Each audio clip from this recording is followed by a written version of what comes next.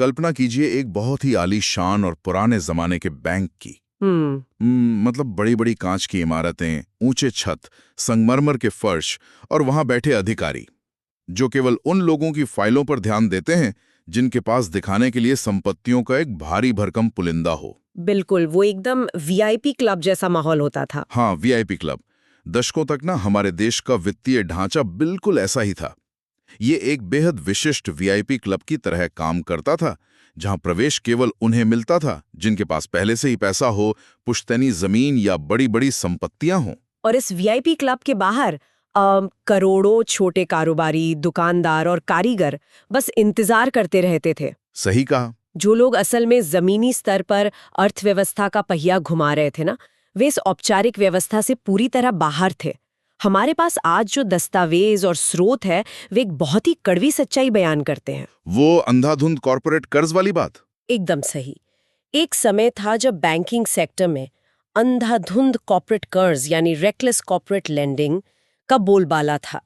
बैंकों की पूंजी का एक बहुत बड़ा हिस्सा कुछ गिने चुने बड़े औद्योगिक घरानों में जा रहा था। और जाहिर है, जब बैंकों का ज्यादातर पैसा बड़े कॉर्पोरेट्स के पास फंसा हो तो सूक्ष्म उद्यमियों के लिए तरलता या लिक्विडिटी बचती ही नहीं थी। तो चलिए इसके हर पहलू को समझते हैं, क्योंकि आज का हमारा ये गहन विश्लेषण इसी पुरानी व्यवस्था के टूटने की कहानी है। हाँ, और ये कहानी बहुत ही दिलचस्प है। बिल्कुल। आज के हमारे स्रोत 2015 में शुरू हुई प्रधानमंत्री मुद्रा योजना के 11 वर्षों के आंकड़े, इसके उद्देश्य और इसके जमीनी प्रभाव से जुड़े अहम दस्तावेज हैं। और इस चर्चा का मुख्य मिशन ये समझना है कि कैसे इस एक नीति ने उस पुरानी कॉर्पोरेट कर्ज वाली संस्कृति को पलट कर रख दिया और एक समावेशी और व्यवस्थित वित्तीय ढांचा तैयार किया। हाँ, हम सिर्फ आंकड़ों की बात नहीं करेंगे, बल्कि उस मैकेनिज्म को समझेंगे जिसने जमीनी स्तर पर सूक्ष्म उद्यमियों को बैंक के भीतर कदम रखने की ताकत दी है। देखिए, यहाँ जो बात सबसे ज्यादा आकर्षित करती है वो है इस पूरे बदलाव का पैमाना।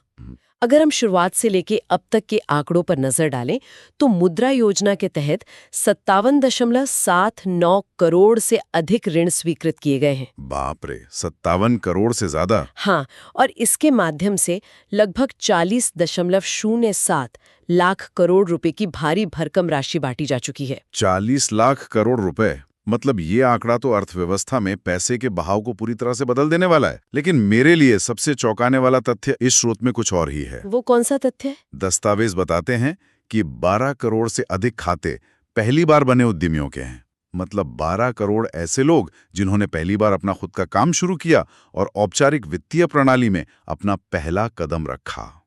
ये संख्या वाकई में बहुत बड़ी है ना? अगर हम दुनिया के नक्शे को देखें तो 12 करोड़ की आबादी तो यूरोप के कई बड़े देशों की संयुक्त आबादी से भी ज्यादा है। ये लक्षित क्षेत्र मुख्य रूप से मैन्युफैक्चरिंग, व्यापार, सेवा और कृषि से जुड़े हैं। लेकिन मेरा सवाल ये है कि इतनी बड़ी आबादी को जब अचानक सिस्टम में लाया जाता है तो अर्थव्यवस्था की कार्यप्रणाली में बुनियादी तौर पर क्या बदलता है? इसे समझने के लिए हमें वेलोसिटी ऑफ मनी या पैसे के संचलन की गति को देखना होगा। जब बैंक किसी एक बड़े कॉर्पोरेट को 10,000 करोड़ रुपए का लोन देते हैं तो वो पैसा अक्सर बड़े एसेट्स खरीदने या पुराने कर्ज चुकाने में लॉक हो जाता है। अच्छा, मतलब पैसे की गति धीमी हो जाती है। बिल्कुल, उसकी गति धीमी होती है। लेकिन जब आप वही पैसा 50-50 हजार या 1-1 लाख रुपए के रूप में लाखों छोटे उद्यमियों को देते हैं तो वो पैसा तुरंत बाजार में काम करने लगता है। हाँ, क्योंकि एक छोटा कारोबारी उस पैसे से उसी दिन कच्चा माल खरीदता है। एकदम सही। वो कच्चा माल खरीदता है, स्थानीय मजदूरों को भुगतान करता है और वो मजदूर उसी शाम उस पैसे को स्थानीय किराना दुकान पर खर्च करता है। ये जो जमीनी स्तर पर पैसे की गति बढ़ती है ना, ये पूरी स्थानीय अर्थव्यवस्था को एक नई ऊर्जा देती है।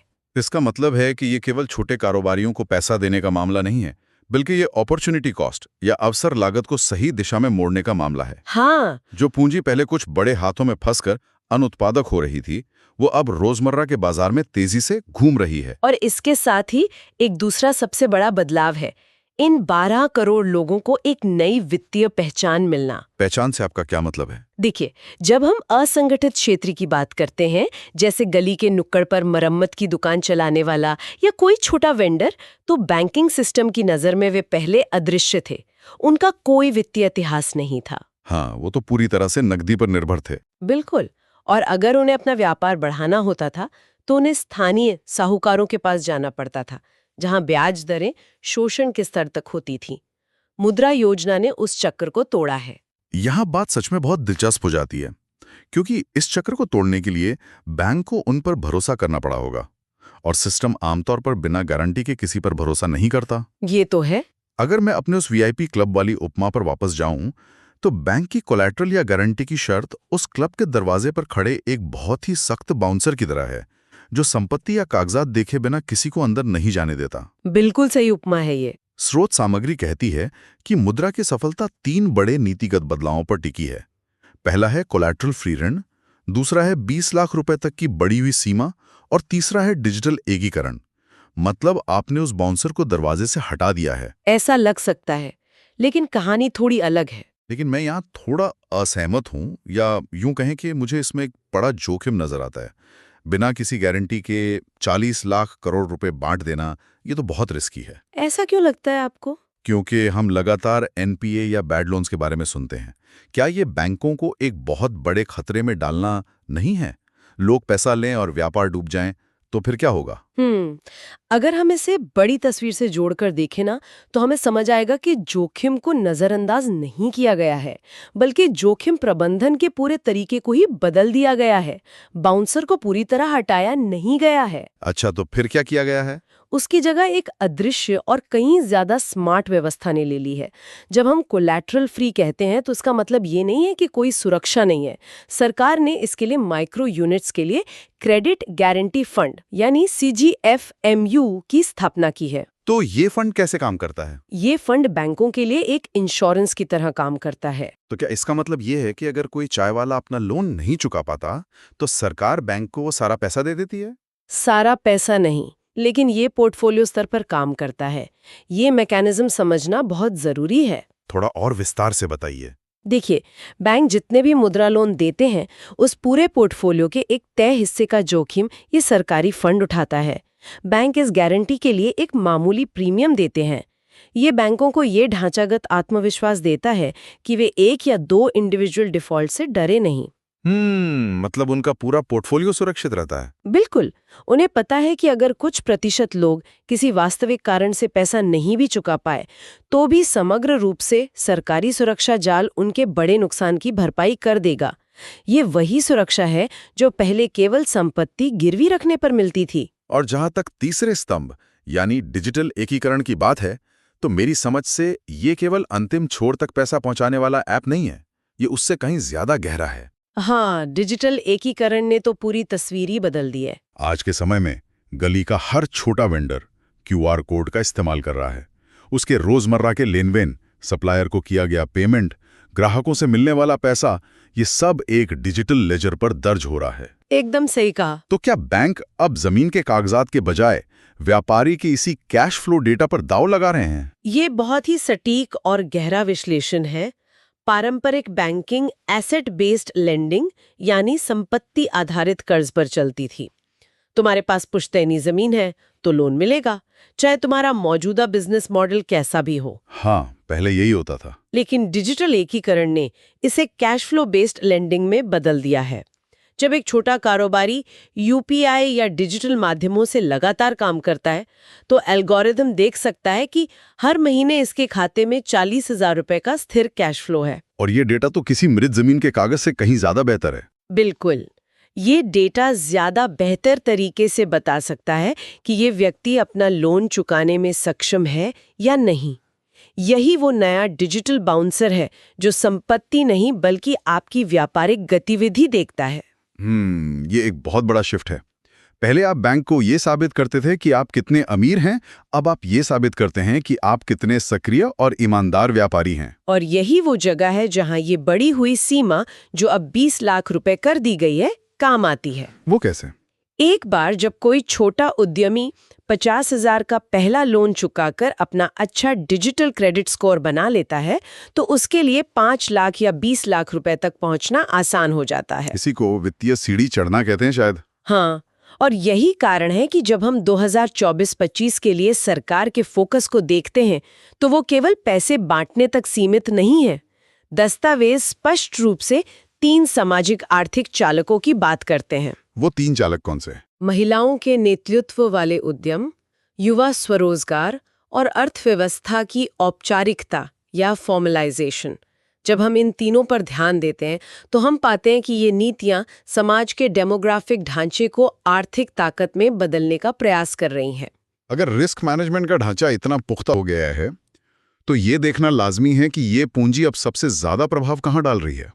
महिलाओं के नेतृत्व वाले उद्यमों को जो प्राथमिकता दी जा रही है उसका आर्थिक मैकेनिज्म क्या है? ये बहुत ही अहम सवाल है, क्योंकि ये केवल लैंगिक समानता का मामला तो नहीं हो सकता, इसके पीछे कोई ठोस आर्थिक तर्क भी होगा। इसका बहुत गहरा आर्थिक तर्क है जिसे अर्थशास्त्र में मल्टीप्लायर इफेक्ट कहा जाता है। वैश्विक स्तर पर कई शोध ये साबित कर चुके हैं कि जब एक महिला के हाथ में वित्तीय नियंत्रण आता है तो वो अपनी आय का एक बहुत बड़ा हिस्सा वापस अपने परिवार के मानव पूंजी में निवेश करती है। मानव पूंजी मतलब बच्चों की शिक्षा और स्वास्थ्य वगैरह? बिल्कुल, बच्चों की बेहतर शिक्षा, पोषण और स्वास्थ्य। एक पुरुष की तुलना में एक महिला द्वारा अपने व्यवसाय से कमाए गए मुनाफे का रीइन्वेस्टमेंट समाज की अगली पीढ़ी को तैयार करता है। अरे वाह, ये तो बहुत ही दूरगामी प्रभाव है। हाँ, इसलिए महिलाओं को क्रेडिट लाइन के आगे रखने से केवल एक व्यवसाय नहीं पनपता, बल्कि एक पूरा समुदाय आर्थिक रूप से मजबूत होता है। तो इस सब का असल मतलब क्या है? इसका मतलब है कि पूंजी का वितरण अब समाज की संरचना को बदल रहा है। यही बात युवाओं पर भी लागू होती है। एकदम। स्रोत में एक बहुत ही महत्वपूर्ण बात कही गई है कि युवाओं को नौकरी खोजने वालों की कतार से निकालकर नौकरी देने वालों में बदलना। और ये सोच का एक बहुत बड़ा बदलाव है। बिल्कुल, जब एक युवा खुद का कुछ शुरू करता है तो वो केवल अपना पेट नहीं पालता। मान लीजिए एक युवा ने किसी छोटे शहर में एक छोटी पैकेजिंग यूनिट लगाई, वो तुरंत अपने आसपास के 3-4 लोगों को काम पर रखता है। और इससे उस छोटे शहर का पूरा लॉजिस्टिक्स और सप्लाई चेन बदल जाता है जो पहले बड़े शहरों पर निर्भर था। इससे एक बहुत ही महत्वपूर्ण सवाल खड़ा होता है कि किसी देश की अर्थव्यवस्था वैश्विक संकटों या झटकों को कैसे सह पाती है। यही तो बात है, जब 2008 जैसा कोई वित्तीय संकट आता है या कोई महामारी आती है तो वही अर्थव्यवस्थाएं टिक पाती हैं जिनकी नींव लचीली और विस्तृत होती है।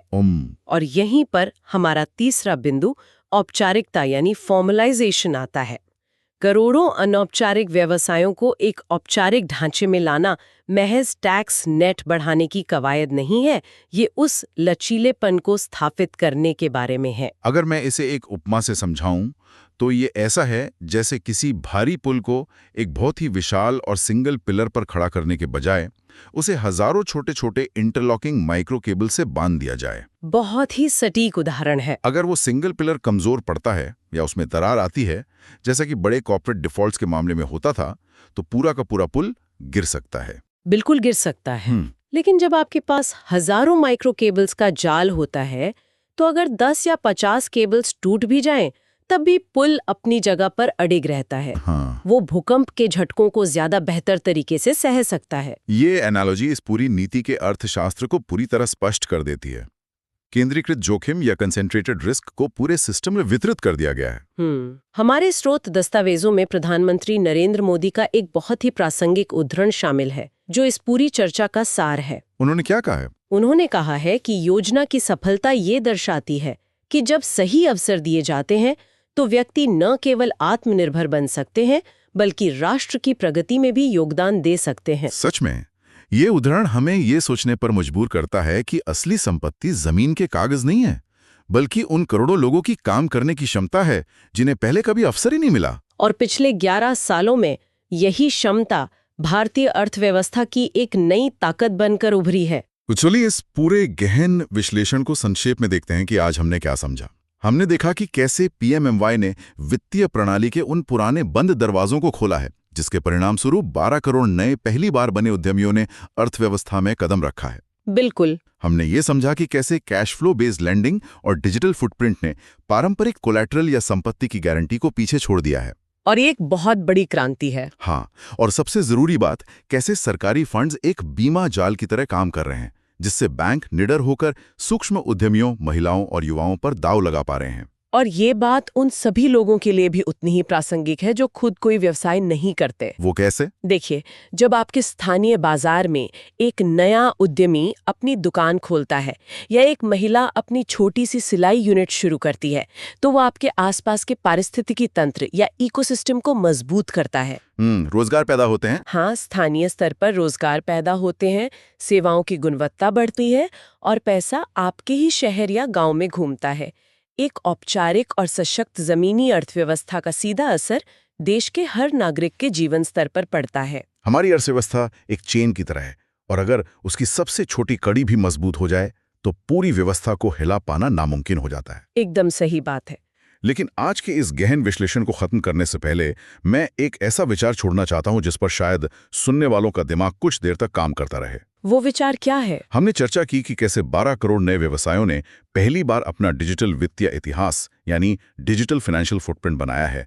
जरा सोचिए, ये अपने आप में डेटा का एक महासागर है। वाकई बहुत बड़ा डेटा है। जब इतनी बड़ी मात्रा में औपचारिक क्रेडिट डेटा उपलब्ध हैं, तो आने वाले दशक में आर्टिफिशियल इंटेलिजेंस और भविष्य की वित्तीय तकनीकें इस डेटा का उपयोग करके छोटे स्तर पर कर्ज देने के तरीकों को और कितना बदल देंगे। ये तो सोचने वाली बात है। क्या हम उस भविष्य की ओर बढ़ रहे हैं जहां एक छोटा कारोबारी सुबह अपने स्मार्टफोन पर अपना रोजमर्रा का डिजिटल लेजर खोलेगा और एआई बिना किसी मानवीय हस्तक्षेप या फॉर्म भरने की प्रक्रिया के उसके कैश फ्लो को एनालाइज करके कुछ ही सेकंड में उसकी तात्कालिक जरूरत के हिसाब से कैपिटल क्रेडिट कर देगा? ये भविष्य शायद अब ज्यादा दूर नहीं है। बिल्कुल। तो हमेशा नई जानकारी की तलाश में रहें, अपनी जिज्ञासा बनाए रखें और अपने आसपास हो रहे इन बड़े बदलावों और उनके पीछे काम कर रहे तंत्र को नजदीक से देखते रहें। सुनने वालों